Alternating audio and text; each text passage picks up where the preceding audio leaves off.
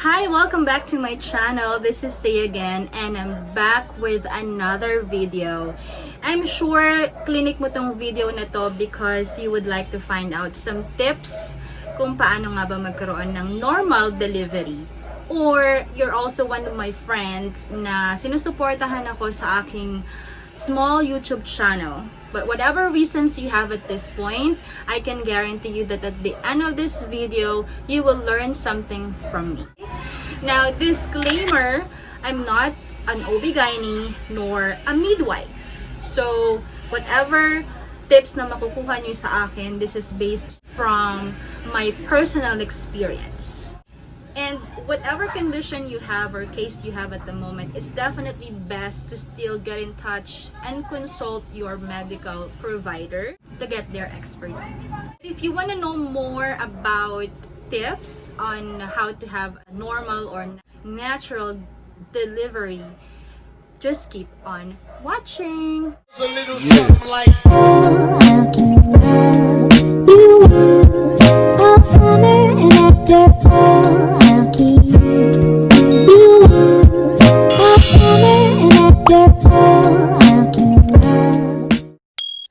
Going back, before we move on, I'd like to share with you my brief background or history ng aking birthing journey. So I have 3 kids now, 2 boys and 1 girl. The most recent na panganganak na nangyari sa akin was last June 23 at magto 2 months pa lang yung aking baby girl. The first 2 boys, I had the painkiller pero normal din siya. Last is normal din pero walang epidural. Walang painkiller at all. Sinasabi nila na ang labor is one of the highest form of pain that a woman can experience or can feel. Sabi nga nila, there's a certain level lang of pain that the human body can tolerate. Pero ang labor and giving birth is beyond that level. But look how amazing women's body is kasi kaya natin siyang lampasan. Another disclaimer nga pala, it's not my intention to degrade or maliitin ang mga babaeng nanganak ng cesarean section. Absolutely not. Kasi I myself, I undergone surgery and operation because of ectopic pregnancy. Second is because of ovarian cyst. I was diagnosed of ovarian cyst last 2017. I know how hard it is ang mahiwa ang tiyan. Both ways, it's equally painful and hard. So saludo ako sa mga nanay na nanganak din ng cesarean delivery. But what my goal is to share with you ano yung mga ginawa ko, bakit ako nagkaroon ng 3 normal delivery at paano umire at lumabas ang baby sa isang push lang. There are 5 major tips that I would like to share with you. First is know why do you want an unmedicated birth. Bakit gusto mong manganak ng normal? In my case, gusto ko low cost budget na panganganak. Practically speaking, mas matipid at mas less yung magagastos pag nanganak ka ng normal. Okay? Second, fast recovery. In 10 days, makakatayo ka na, makakalakad ka na ng normal. Now, third is self-accomplishment. Achievement. Again, don't get me wrong, I'm not saying na kapag CS ka, hindi yun accomplishment. But for me, personally, it's an achievement. Yung feeling na parang nakagraduate ka ng college with flying colors. Ganun yung feeling. So, if alam mo na yung reason mo kung bakit gusto mo ng normal or natural birth, then you stick to that decision. From day 1 of your pregnancy up to your 3rd trimester hanggang ma-reach mo yung point na manganganak ka na. Number 2 tip is prepare yourself physically and mentally. Labor and giving birth requires and demand a lot of energy. I can attest to that. But of course, that's why my 9 months process tayo of preparation before natin ilabas si baby. So, lagi namang sinasabi ito, even you're not pregnant, sasabihin sa'yo, balanced diet. It's important. First trimester ko, nagkaroon ako ng extreme na morning sickness. Sobrang selan ko pong magbuntis hanggang 5th month ko. So, hindi ako nakakakain ng maayos. But, I made it sure na nung dumating yung month na pwede na ako kumain at tinatanggap na ng katawan ko yung mga pagkain, bumawi ako. And balanced diet then it's because kailangan mong ma-monitor yung weight ng baby mo. And it's one of the great or big factor para magkaroon ka ng normal delivery. Kasi kung lumaki ng husto yung baby mo at maliit lang yung sipit-sipitang sinasabi, mahirap mailabas ng normal. That's why nagkakaroon ng emergency C-section. Now, real talk tayo. Maraming cravings ang buntis. Marami ako niyan. Especially chocolates, matatamis, malalamig. Marami akong gusto niyan. Kinakain ko po yan. Kinain ko yan. But I made sure na kapag nagpapa-check up ako, inihingi ko yung opinion ng doktor kung tungkol dun sa timbang ng baby ko sa ultrasound. So, tinatanong ko, okay pa ba yan? Pwede pa po ba akong kumain ng 2 cups of rice? Second is, drink a lot of water. Again, kahit hindi ka pregnant, that's needed ng katawan natin to stay hydrated. When you're not pregnant, 8 glasses of water a day, okay na. But of course, when you're pregnant, you need more than that. Logically speaking, it's because dalawa na kayong kailangan ng tubig, kailangan ng hydration. And also, prone kasi tayo mga buntis sa UTI or urinary tract infection. O UTI na nga lang. So, prone tayo dyan. That's why we need to drink a lot of water to avoid UTI and to avoid also more complication that may lead to cesarean delivery. Third is exercise. Now, if you know Iya Villania, you know how active she is when she was pregnant. Yeah. But not all women, not all pregnant women can do that. Yung pagiging active from day one. But once you reach yung 37 weeks at inalaw kayo ng OB nyo, it's definitely better. Kasi kabuanan mo na yun yung 37 weeks. Full term ka na nun. Pwede ka nang maglakad-lakad. What I did is, naglakad-lakad lang ako sa loob ng bahay. Jog in place. Tapos, squat mga 10 or to 15 times every morning. Naglakad din ako sa labas ng bahay. Mga 2 days, inikot ko yung street namin. With mask, of course, kasi nga, sa case natin ngayon, it's better to be cautious and careful. 37 weeks nag-start ako, so that's 7 days na paglalakad-lakad continuously every morning. And at 38 weeks nanganak po ako. How do you prepare yourself mentally? Isa lang yan. We normally look at labor as pain. Sakit, ang sakit, ang sakit. Yan ang lagi mong iniisip eh. But when you look at labor, not pain, but progress, it will be easier for you. In my case, nung nanganganak na ako dun sa aking bunso, pumutok na yung panumbigan ko at 6 cm. Sobrang sakit na ng pakiramdam ko. Natatandaan ko, ang inisip ko is part lang yan ng journey. Hindi matatapos ang araw na yun na mawawala na yung sakit na yun at mapapalitan ng kaligayahan kasi makikita ko na yung baby girl ko after 9 months of waiting. You have to keep that in your mind. Just mentally be prepared. Huwag mong kakalimutan yung pag nandun ka na sa peak ng labor mo. Number 3 major tip that I'd like to share with you, which works definitely, is keep a positive mind. If you're pregnant, now is not the time for you to listen to horror stories about pregnancies. Wag na wag kang makikinig ng mga negative things about pregnancy. Yung kapitbahay mo na emergency C-section. Pregnant women kasi emotional yan eh. Marami na tayong worries. Naranasan mo rin yung in the middle of the night, umiiyak ka with no reason. Diba? Anxiety, anxious tayo masyado, marami tayong worries. O hindi na para dagdagan pa ng kahit na sino na nag-share sa'yo ng negative stories, yung pwedeng mag-alala ka lalo at ma-rattle yung mind mo instead of focusing sa pagkakaroon ng normal delivery. And good job na ang pinapanood mo is about this vlog.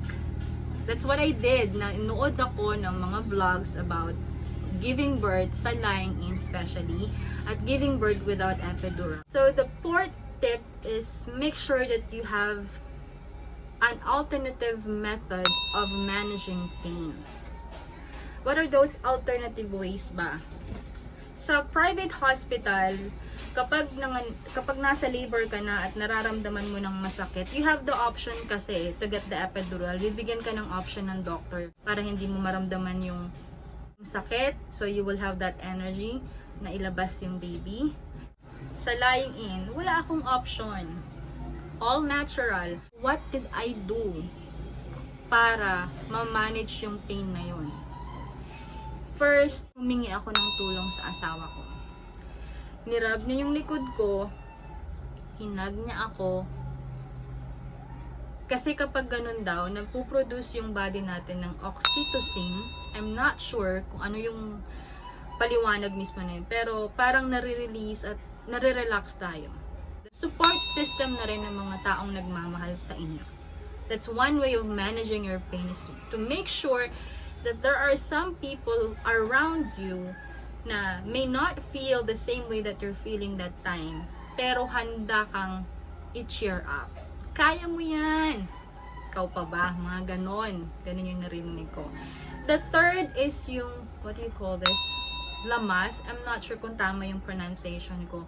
Pero sabi nila, yung inhale through your nose and exhale through your mouth. So, this will help you relax, sabi nila, when you feel the contraction.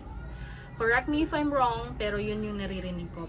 To be honest, I wasn't able to do that. Enough na sa akin na nandyan yung husband ko to make me feel that he's always there for me and supports me dun sa pain na yun.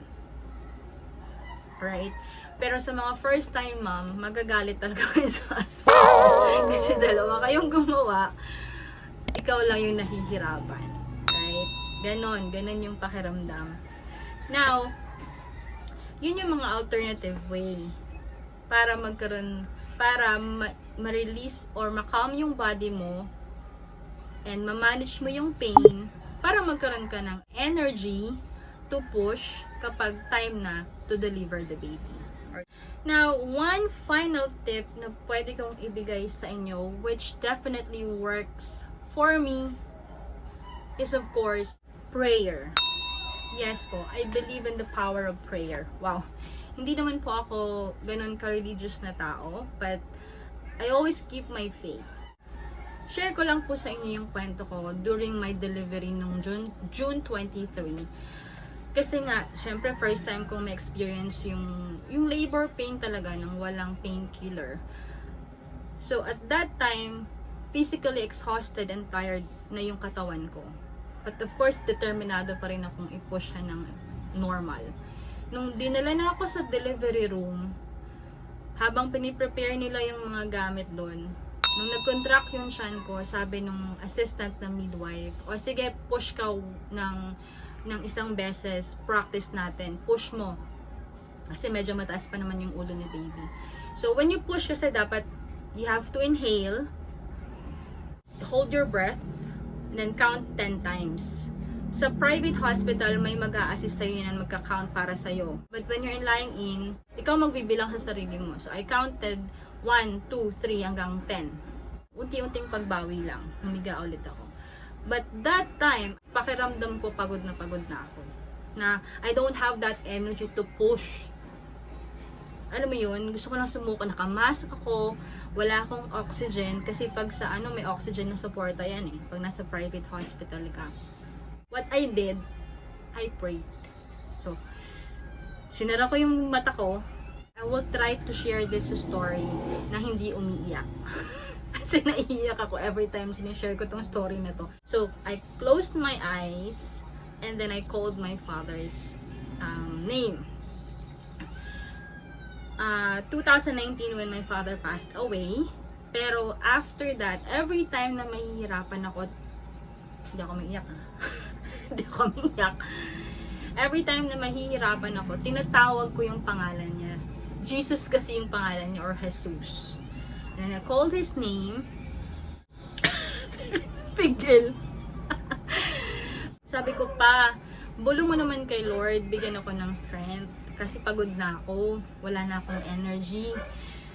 Bulong mo naman kay Lord na bigyan ako ng konti pang energy para ma-push ko yung baby ko. So yun, after nun, nag-contract yung tiyan ko. Sabi ng OB, go, ire, inhale, hold your breath. That time, lumampas na ako sa 10 counts.